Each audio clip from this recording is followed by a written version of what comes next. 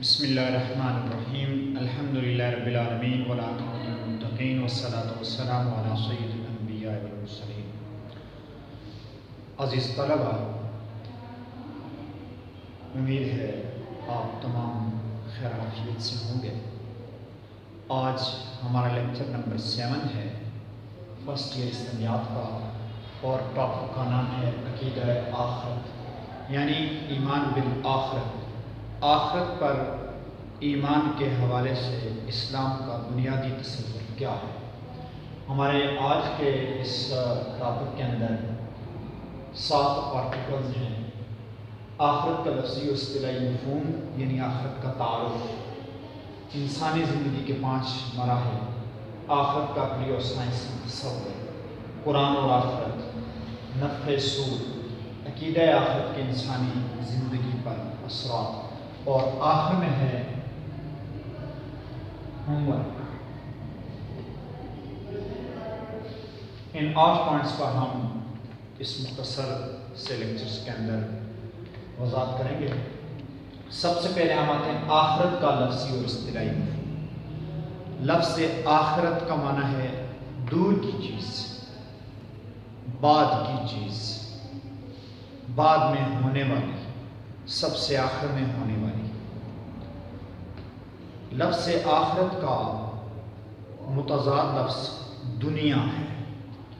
دنیا کا معنی ہوتا ہے قریب کی چیز، پہلے آنے والی چیز، نزدیک کی چیز۔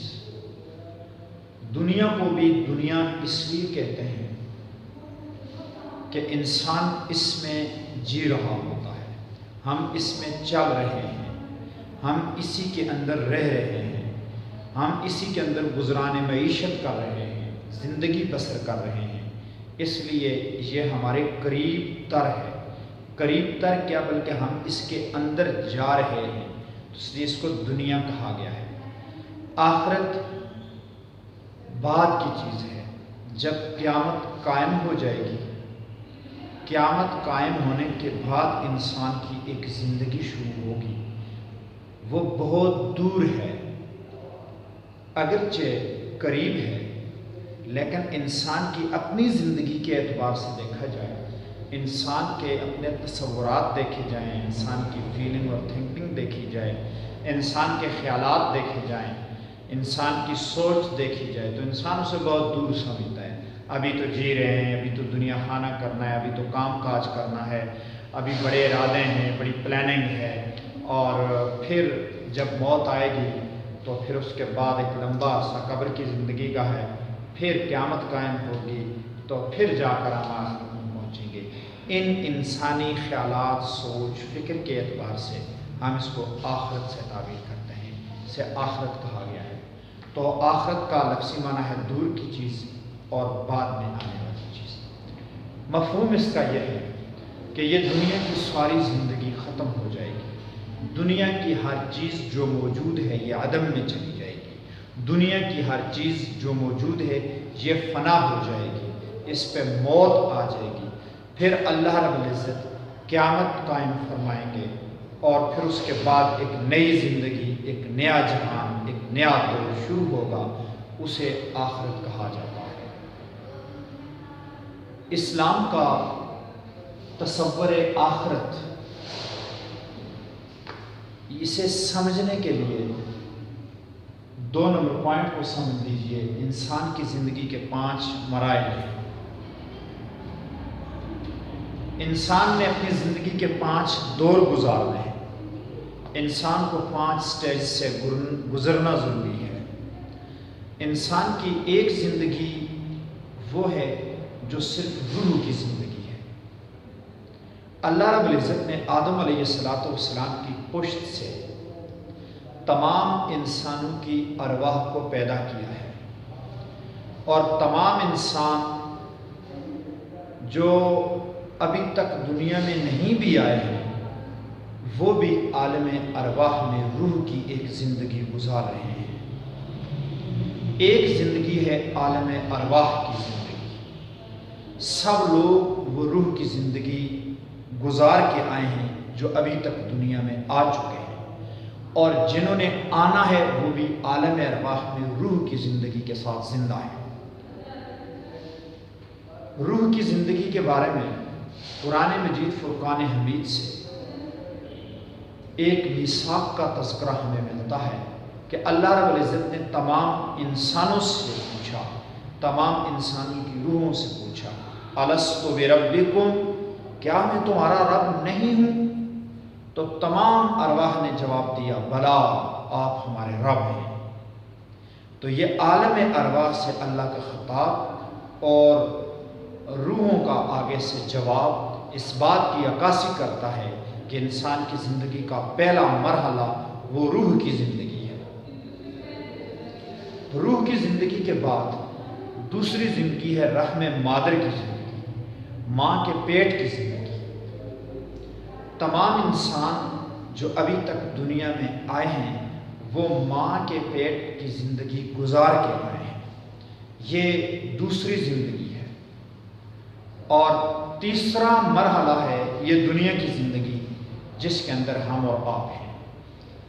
اس وقت دنیا کے جو موجود انسان، زندہ انسان ہیں، یہ دنیا کی زندگی ہے، یہ تیسرا مرحلہ ہے۔ چوتھا مرحلہ ہے مرنے کے بعد قیامت تک کی زندگی۔ موت کے وقت انسان کی روح اور جسم جدا ہو جاتے ہیں، جسم قبر میں دفن ہو جاتا ہے اور روح اپنے مقام پہ ہوتی ہے۔ وہ مقام علیین ہے یا سجین ہے۔ تو اس مقام کے اوپر اندر روح موجود ہوتی ہے۔ یہ عالم برزخ کی زندگی ہے یا عالم قبر کی زندگی ہے۔ اور پانچویں زندگی ہے قیامت کے بعد ہمیشہ ہمیشہ کی زندگی۔ یہ 5 زندگی کے مراحل ہیں، انسان ان 5 مراحل سے گزرتا ہے۔ عالم ارواح کی زندگی پر شاید دنیا کے کچھ لوگوں کو یقین نہ ہو، مسلمان اس پر یقین رکھتے ہیں، لیکن ماں کے پیٹ کی زندگی کو سب لوگ مانتے ہیں، مسلمان کافر تمام مانتے ہیں، اور دنیا کی زندگی کو تمام لوگ مانتے ہیں، کیونکہ یہ دونوں زندگی انسانی مشاہدے اور تجربے میں آ جاتی ہیں۔ انسانی مشاہدہ اور تجربہ ان دونوں زندگیوں کا احاطہ کرتا ہے، اس لیے اس کا کوئی انکار نہیں کرتا ہے۔ اور عالم ارواح کی زندگی اور موت کے بعد کی زندگی اور آخرت کی ہمیشہ ہمیشہ کی زندگی، چونکہ اس پر انسان کا مشاہدہ اور تجربہ نہیں ہوتا ہے تو اس لیے بہت سارے لوگ اس کا انکار کرتے ہیں۔ تاہم ایک سائنسی بنیاد پر، تجرباتی بنیاد پر جب یہ 2 زندگیاں ہیں تو یہ اس بات کا تقاضا کرتی ہے یہ بات کہ 3 زندگیاں اور بھی موجود ہیں، وہ عالم ارواح کی زندگی، برزخ کی زندگی یا قبر کی زندگی اور آخرت کی ہمیشہ ہمیشہ کی زندگی۔ تو یہ 5 مراحل، انہیں آپ اپنے پاس نوٹ کر لیں۔ انسان کی زندگی کے جو 5 مراحل ہیں، عالم ارواح کی زندگی، اسی طرح رحم مادر کی زندگی،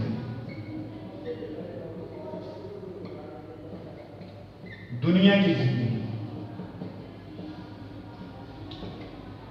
برزخ اور قبر کی زندگی،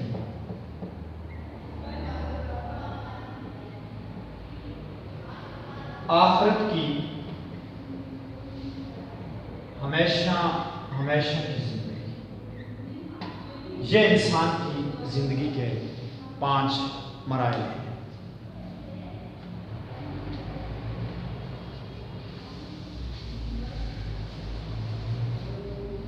عقلی اور سائنسی تصور، آپ دیکھتے ہیں دنیا میں ہر ایک چیز کی ایک اپنی عمر ہے، وہ عمر جب ختم ہو جاتی ہے تو وہ چیز اپنا وجود برقرار نہیں رکھ سکتی۔ یہ میرے پاس قلم ہے، اس کی ایک اپنی زندگی ہے، مارکر کی ایک اپنی زندگی ہے، یہ زندگی ختم ہو جائے گی، یہ جس کام کے لیے بنا ہے وہ کام اس سے نہیں لیا جائے گا، اور یہ اپنا وقت پورا کر کے، اپنا کام پورا کر کے فنا ہو جائے گا۔ ان کپڑوں کی ایک زندگی ہے، اس کیپ کی ایک زندگی ہے، اس واچ کی ایک زندگی ہے، اس بلڈنگ کی ایک زندگی ہے۔ ایک وقت تھا یہ نہیں تھی، اب ایک وقت ہے یہ بلڈنگ ہے، اور ایک دور آئے گا کہ شاید یہ نہ ہو، یقیناً نہیں ہوگی، اپنی زندگی پوری کر لے گی۔ اسی طرح دنیا کی ہر چیز اپنی زندگی پوری کر کے ختم ہو جاتی ہے، اور انسان، جاندار، جانور، حیوان، جتنی بھی زندہ چیزیں ہیں، ان پہ موت آتی ہے، یہ مر جاتے ہیں، اور موت کا انکار بھی کوئی نہیں کرتا، کیونکہ انسانی مشاہدہ اور تجربہ اس بات کے اوپر گواہ ہے۔ تو جب ان سب چیزوں پہ موت آتی ہے، تو یہ جو پورا کائنات کا ایک جہان ہے، یہ بھی اپنی زندگی پوری کر کے فنا ہو جائے گا۔ ہر ایک چیز فانی ہے، تو یہ جہان بھی ایک وقت آئے گا کہ ختم ہو جائے گا۔ اب تو ماہرین نے کائنات جو ہیں وہ اس بات پر یقین کر چکے ہیں کہ یہ کائنات ختم ہونے والی ہے۔ ماہرین فلکیات کہتے ہیں کہ عنقریب کائنات میں ایک دھماکہ ہونے والا ہے، اور یہ سب چیزیں کائنات کی ختم ہو جائیں گی۔ ماہرین فلکیات کہتے ہیں کہ سورج، چاند اور زمین کے فاصلے، سیاروں کے فاصلے کم ہوتے جا رہے ہیں، یہ اپنے مدار میں چلتے چلتے یکایک ٹکرا جائیں گے۔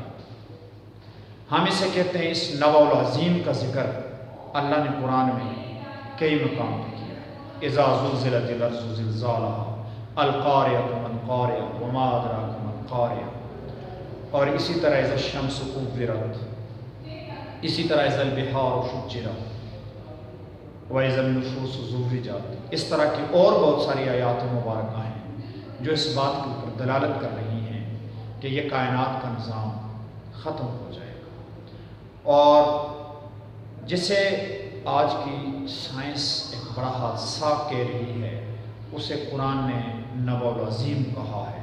یہ ایک بہت بڑی خبر ہے، ایک بہت بڑا پنچال ہے، ایک بہت بڑا واقعہ ہے جو ہونے والا ہے۔ ماہرین ارضیات جو ہیں وہ اس بات پر متفق نظر آتے ہیں کہ عنقریب زمین کے اوپر آباد رہنا مشکل ہو جائے گا، بڑے بڑے گلیشیئر پگھل رہے ہیں، اسی طرح سمندروں کے اندر پانی زیادہ ہوتا جا رہا ہے۔ دنیا کے زمین کے 70% حصے پر پانی ہے، اور 30% حصہ خشکی کا ہے۔ یہ 70% حصہ اگر 30% کے اوپر غالب آ جاتا ہے تو زمین کے اوپر آبادی محال ہو جاتی ہے، ناممکن ہو جاتی ہے۔ ہم اسے کہتے ہیں یہ وہی خبر ہے جسے قرآن نے نبأ العظیم کہا ہے، جسے قرآن نے آخرت کہا ہے، جسے قرآن نے واقعہ کہا ہے، جسے قرآن نے قیامت کہا ہے، قرآن نے جسے الساعہ کہا ہے، جسے الحاقہ کہا ہے، اور قرآن مجید نے جسے یوم الدین کہا ہے۔ یہ سب وہی ہے۔ اسی طرح قرآن مجید کا اعلان ہے کہ اذا البحار فجرت، اور جب سمندر بھڑکا دیے جائیں گے، سمندروں کو آگ لگ جائے گی، تو سمندر کو آگ لگ جائے گی۔ سمندر کو آگ لگنے کا آج سائنس اعتراف کر چکی ہے کہ پانی اور آگ کا فارمولہ جو ہے وہ قریب قریب ہے۔ H2O جو ہے وہ پانی کا فارمولہ ہے، اور HO جو ہے وہ آگ کا فارمولہ ہے، تو صرف 2 کو درمیان سے نکال دیا تو پانی آگ لگ جائے گی۔ قرآن نے اس کی خبر دی ہے جب سمندروں کو آگ لگ جائے گی۔ اسی طرح ہم دیکھتے ہیں کہ زمین آگ سے بھری ہوئی ہے، زمین کے اندر آگ موجود ہے، آئل موجود ہے، گیسز موجود ہیں، پٹرول ہے، ڈیزل ہے اور کوئلہ ہے۔ یہ وہ ساری چیزیں ہیں جو آگ کو بھڑکانے والی، اور یہ جب زمین کے اندر یہ ساری چیزیں موجود ہیں اور یہ اس بات کی زلزلے آئے ہو رہے ہیں، تو یہ اس بات کی عکاسی ہے کہ ایک وقت آنے والا ہے جب آسمان کے صفحے کو لپیٹ دیا جائے گا، اور جب زمین اور آسمان ختم ہو جائیں گے، اور ایک وقت ایسا آنے والا ہے کہ یہ دنیا کا جو نظام ہے یہ ختم ہو کے رہ جائے گا۔ عقل اور سائنس اس بات کی تائید کرتی ہیں کہ یہ نظام عالم ایک دن لازمی ختم ہو جائے گا، اور پھر آگے یہ اسلام تصور دیتا ہے کہ ایک نیا جہان قائم ہوگا، ایک نئی زندگی قائم ہوگی، ایک نیا دور شروع ہوگا، ایک ہمیشہ ہمیشہ کی نہ ختم ہونے والی زندگی شروع ہو جائے گی۔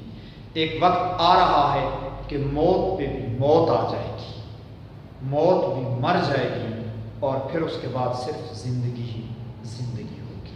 یہ ہے اسلام کا بنیادی طور پر تصور۔ قرآن مجید اور آخرت، قرآن مجید نے عقیدہ آخرت کو بہت خاص اہمیت دی ہے۔ قرآن کے جو بڑے بڑے تصورات ہیں، عقیدہ توحید ہے، عقیدہ رسالت ہے، قرآن مجید کی صداقت ہے، اور اسی میں عقیدہ قیامت ہے۔ اور قرآن مجید فرقان حمید نے ان تمام تصورات میں جس طرح توحید کو بہت زیادہ بیان کیا ہے، اس طرح عقیدہ آخرت کو بھی بہت زیادہ بیان کیا ہے۔ مثلا الذین یؤمنون بالآخرۃ، الذین آمنوا باللہ وبالیوم الآخر، اليوم الآخر، آخرت کا دن۔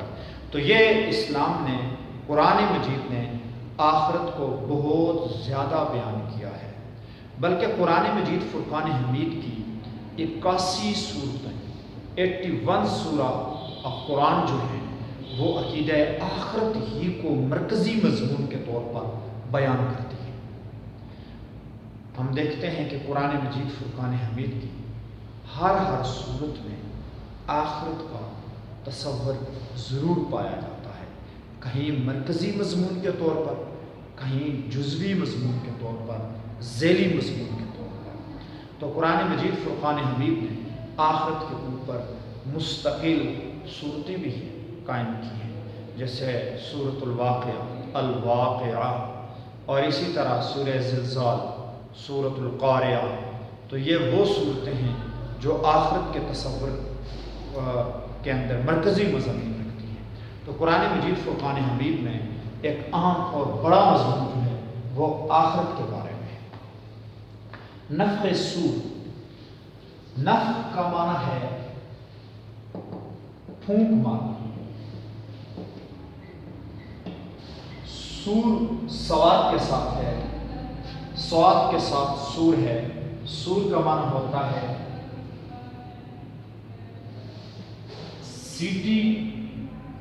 سیٹی کی آواز، یا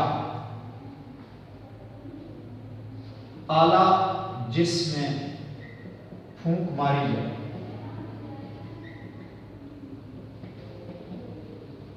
نفخ سور، سور ایک آلے کا نام ہے جو حضرت اسرافیل علیہ السلام کے پاس ہے۔ حضرت اسرافیل علیہ السلام اس میں پھونک ماریں گے، ایک آواز پیدا ہوگی اور جہان ختم ہو جائے گا۔ پھر حضرت اسرافیل علیہ السلام دوبارہ اس آلے میں پھونک ماریں گے تو یہ دوسرا جہان، نیا جہان، آخرت کا جہان پیدا ہو جائے گا۔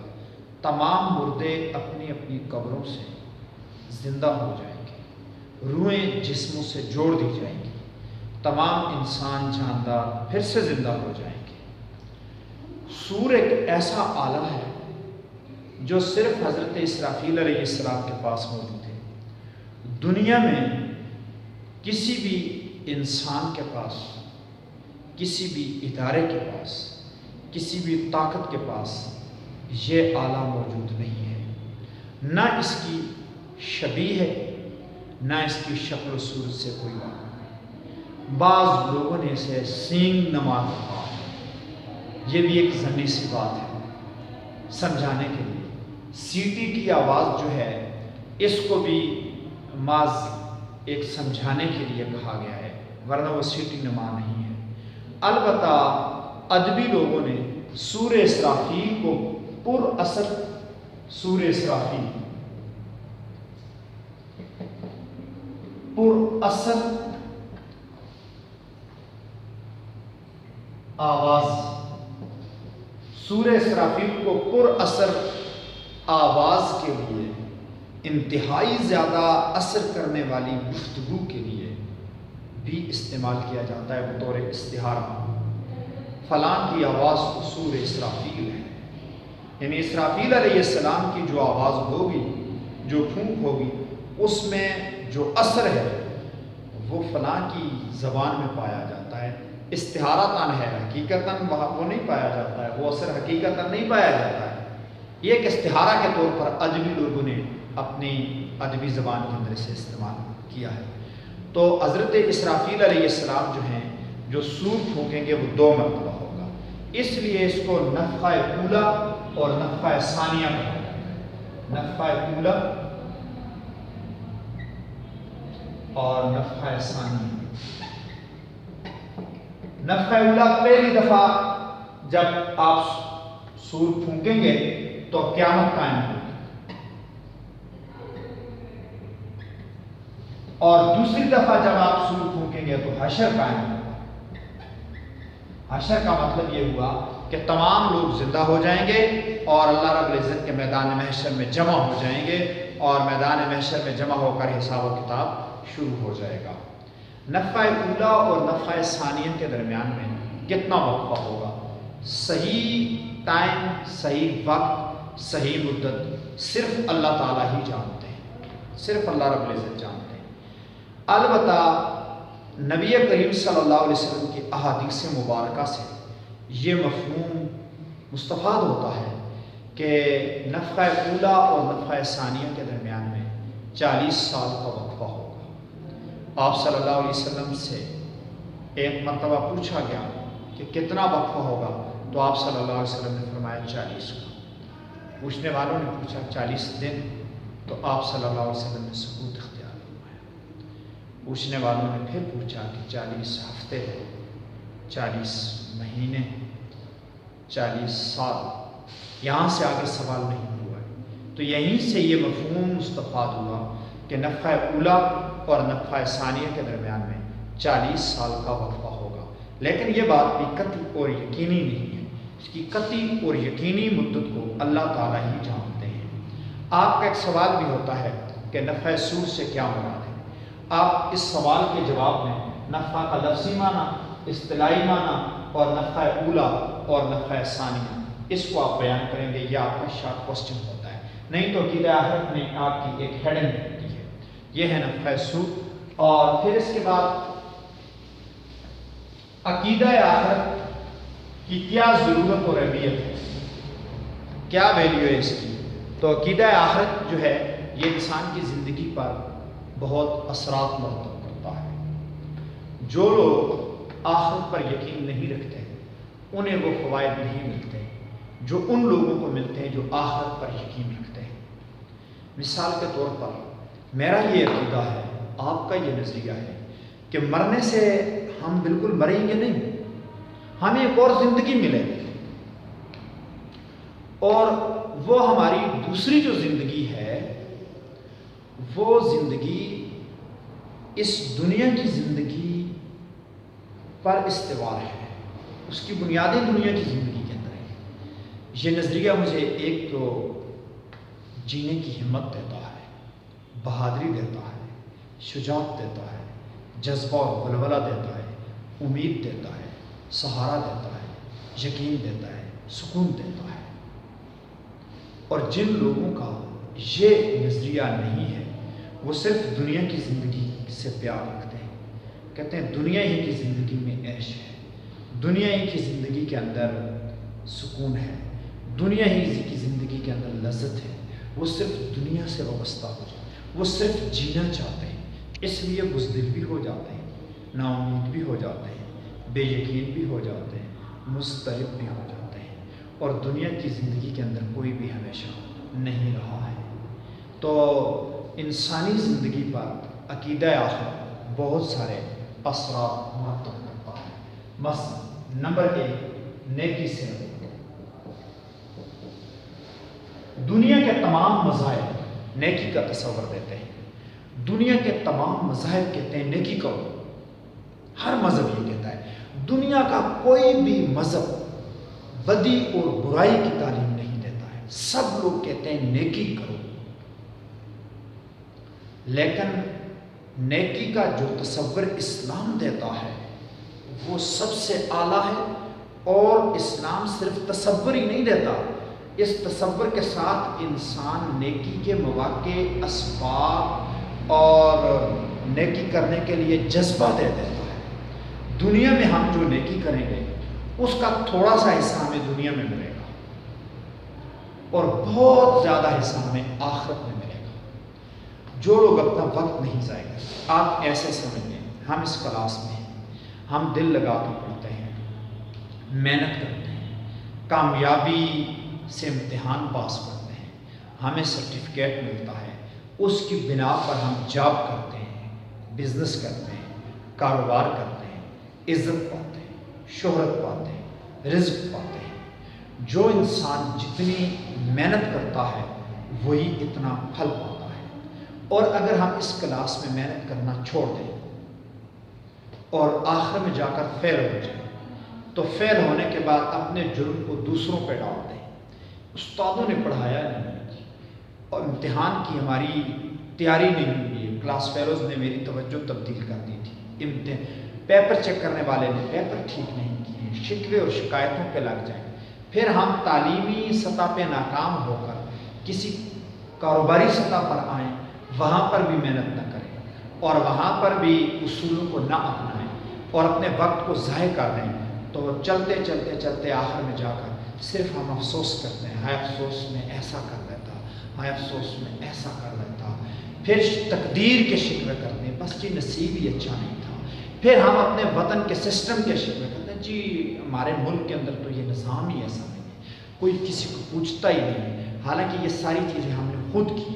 اسی طرح ایک ٹائم ایسا آئے گا کہ ہم نے اگر دنیا میں محنت کی ہے تو ہم خوش ہو جائیں گے، ہمیشہ کی زندگی میں خوش رہیں گے، اور اگر ہم دنیا کی زندگی کو ویسے گزار دیں تو نزا کے عالم سے ہمارے افسوس شروع ہو جائیں گے، نزا کا عالم بھی دور ہے، بڑھاپے سے ہمارے افسوس شروع ہو جائیں گے، جوانی گزر جائے گی اور جوانی کی صدیاں لمحوں میں بیتیں گی، اور پھر ہم افسوس کرتے رہیں گے کہ ہائے کاش ہم جوانی میں یہ کر لیتے، ہم یہ کر لیتے، ہم وہ کر لیتے، آج ہمارے ساتھ یہ نہ ہوتا۔ اسی طرح نزا کے عالم کے اندر ہم کہتے ہیں ہائے کاش ہمارا ایمان عقیدہ ٹھیک ہوتا، ہمارے اعمال صحیح ہوتے، ہم دنیا کے اندر نیکی کر کے آتے، پھر افسوس کرنے کا کوئی فائدہ نہیں ہوگا۔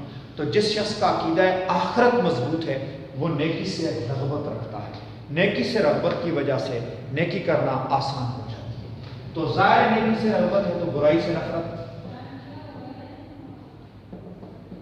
دنیا کا ہر مذہب کہتا ہے کہ برائی نہ کرو، انسان جو بھی برا کام کرتا ہے اس کا بدلہ دنیا میں بھی پاتا ہے کچھ اور آخرت میں بہت زیادہ پاتا ہے۔ آج ہم برائی کریں گے، کل وہ برائی کا انجام ہم پائیں گے، دنیا کی زندگی کے اندر بھی پائیں گے، لہٰذا برائی کام نہیں کرتے ہیں۔ تو عقیدہ آخرت ہمیں برائی سے بچاتا ہے۔ نمبر 3، بہادری۔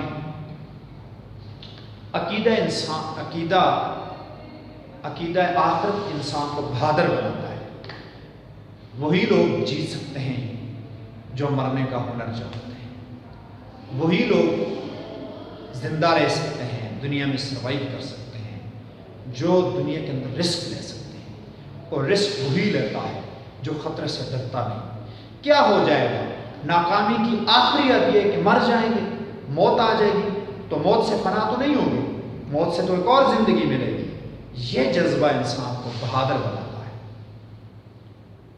میں سربکف ہوں، لڑا دے کسی بلا سے مجھے، یہ انسان کے اندر حوصلہ، یہ ہمت عقیدہ آخرت سے آتی ہے۔ جو شخص عقیدہ آخرت کو نہیں مانتا وہ بزدل ہوتا ہے، وہ دنیا میں کوئی بھی کام اطمینان سے نہیں کر سکتا ہے۔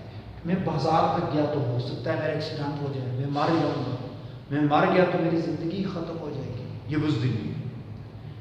ہم یہ کام کریں گے، اگر اس کام میں موت بھی آ گئی تو ایک اور زندگی ملے گی ہمیں۔ یہ عقیدہ انسان کو بہادری بن دیتا ہے، شجاعت دیتا ہے، صبر، حوصلہ۔ دنیا میں انسان کی طاقتیں مختلف ہیں، اللہ نے طاقت کا توازن اپنی ترتیب اور اپنے طریقے سے رکھا ہے۔ بہت سارے لوگ طاقت کا غلط استعمال کر کے کمزوروں پہ ظلم اور ستم ڈالتے ہیں، اور بہت سارے مظلوم اور کمزور وہ ہوتے ہیں جو ظالم طاقتور کا مقابلہ نہیں کر سکتے. جب وہ ظالم طاقتور کا مقابلہ نہیں کر سکتے، اگر ان کا عقیدہ آخرت ٹھیک ہو تو ان کا دل کو حوصلہ ہوتا ہے کہ آج اگر مجھے انصاف نہیں ملا تو ایک دن ایسا ضرور آئے گا کہ مجھے اس دن میں ضرور انصاف ملے گا، اور وہ دن ہے مالک یوم الدین، یوم الدین، فیصلے کا دن ہے، یوم الجزاء، یوم الآخر، آخرت کا جو دن ہے. یہ تصور انسان کو حوصلہ دے دیتا ہے. اسی طرح دنیا کے اندر انسان اپنا رزق پاتا ہے، اپنے حصے کا، اپنے نصیب کا، اپنی محنت کا صلہ، اور آخرت کے اندر انسان بہت بڑا رزق پاتا ہے اپنے اعمال کی بنیاد پر، اپنے ایمان کی بنیاد پر. جیسا ایمان اور اعمال ہے ویسا ہی انسان کے لیے رزق اختیار ہے. تو انسان کو صبر اور حوصلہ ملتا ہے عقیدہ آخرت کی وجہ سے. عقیدہ آخرت کی وجہ سے مال خرچ کرنے کا جذبہ،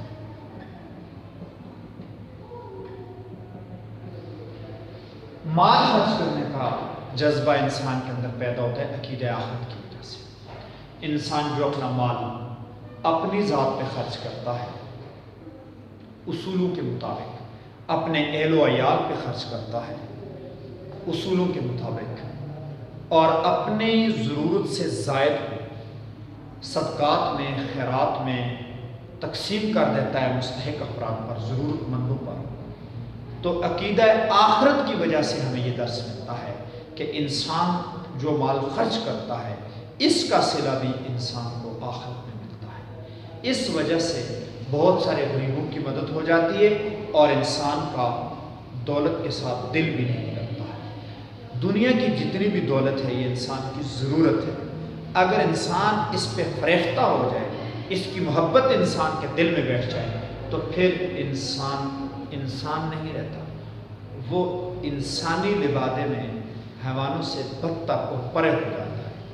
انسانی لبادے میں وہ ایک شیطان بن جاتا ہے، حرص اور لالچ کا مجسمہ بن جاتا ہے. اس لیے عقیدہ آخرت ہمیں مال خرچ کرنے کا جذبہ دیتا ہے اور نظریہ دیتا ہے.